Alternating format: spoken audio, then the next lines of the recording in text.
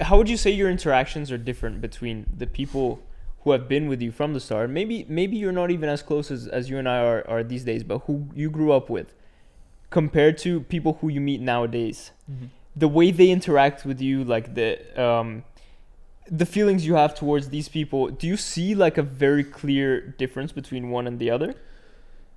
Yes, you get the odd case where someone you don't you didn't know turns out to be like an amazing addition to your life.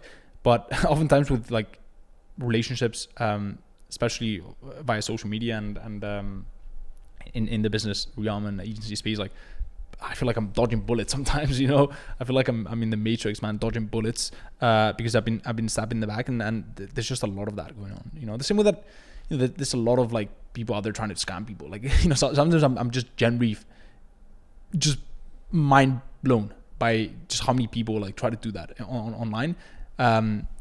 This is to a lesser. It's like a less. Like it's not as grave of a thing. It's not as serious of a thing, but like it's still very very very just an ugly thing. To be stabbed in the back or to be taken advantage of. So I tread waters very carefully, right? When I'm meeting people and to let them close, to let them into my core circle and into my in proximity with me. Like I do quite a lot of vetting, especially if money is involved. I feel like money has this sort of power over a lot of people that will make them do anything. It's like, when a pet, when a dog or like any animal tastes blood for the first time, they just go crazy. Like it's well known, right? When they taste blood, like their whole demeanor changes.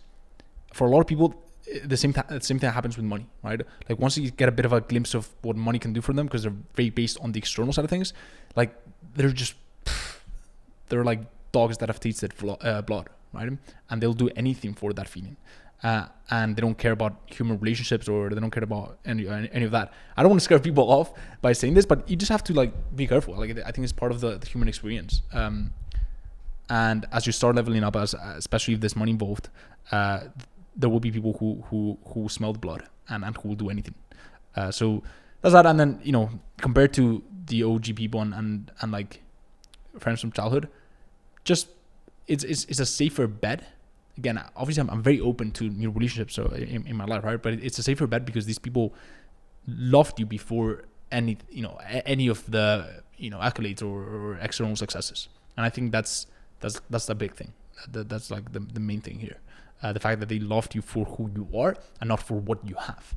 And that's what you want to look for.